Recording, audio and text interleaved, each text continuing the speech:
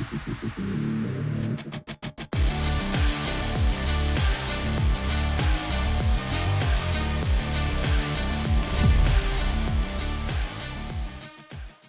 i-80 Gold today, I've got Chief Treasure Hunter, CEO Ewan Downie here with me. i-80 trades as IAU Toronto Stock Exchange, IAUX on the NYSE if you want to hunt treasure with them via the market. Ewan, good to see you. It's been quite a while here. Busy guy, hard to get a hold of. A lot of activity there, I guess. Raised some money here, some discoveries, reported Q2. Where's a good place to start to get investors updated? I don't know. I think we've been very successful at continuing to advance our projects in a difficult environment for mining companies. The success we're having on the multiple projects has helped us be one of the few companies, I think, who is continuing to raise funds and aggressively advance the projects. We have 3 core projects, as you know, that we're advancing, and all 3 are being drilled right now. We just finished an underground development program at Cove.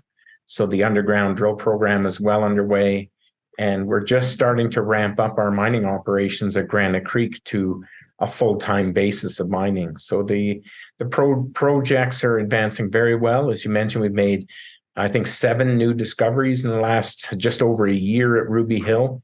And other than the market, it's really been a fantastic ride lately. Yeah, unfortunately, that's the elephant in the room. Other than the market, we talked before we recorded here, and then how conditions are. What might have been different here had we had a good market. So yeah, you talk about this. The chief treasure hunter here. You got a responsibility to make discoveries, but you got a responsibility to the company as well. So yeah, talk about balancing that. Talk about how many meters you'd love to get into, how many drills you'd love to get into, but right now you're being a responsible mining CEO. So talk about the challenges navigating this tough market. We are currently drilling at 3 different properties, as I mentioned. So having active drills on 3 projects is not a cheap endeavor. Mining is a fairly capital-intensive business with a really good back end if you're successful.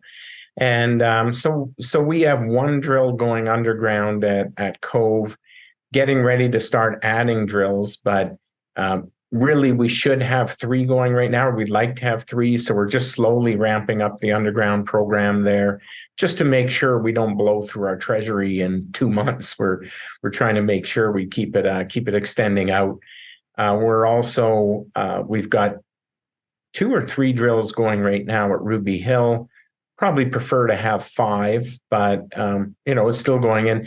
We weren't even supposed to be drilling at Granite Creek this year, but the South Pacific Zone discovery is, we believe, so important to that mine's future that we are drilling it both from underground and surface. But we'd really like to have twice the drills there. So we've got a lot of activity going on for one company, but not as much, I guess, as we'd like. And the gold price, I'd say, has been pretty cooperative. It's just the market hasn't.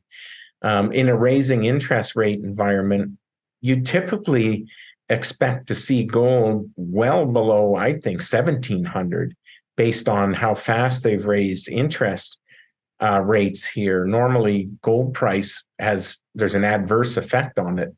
And gold to be still sticking at 1950 right now is really resilient. But the market is treating the mining sector like it's back down around $1,500-$1,600 gold prices. So I think that's a real opportunity.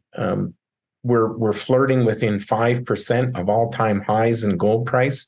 And as soon as they stop moving interest rates up or pause or even start reducing the interest rate, I'm a firm believer that will be in the not too distant future. And we're going to see gold at all-time high prices. It could be in the matter of months.